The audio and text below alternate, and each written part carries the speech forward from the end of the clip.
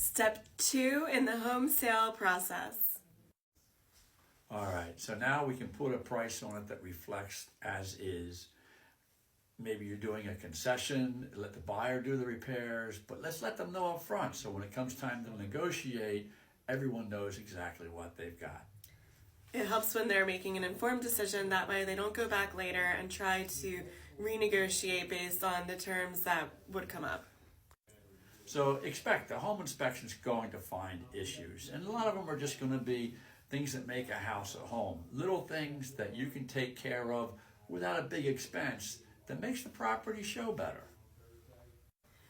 It gives buyers a lot of confidence when they see that you've maintained the property really well, that you've taken care of things that would just be regular maintenance items, but if they're left unattended to, that it gives buyers a red flag.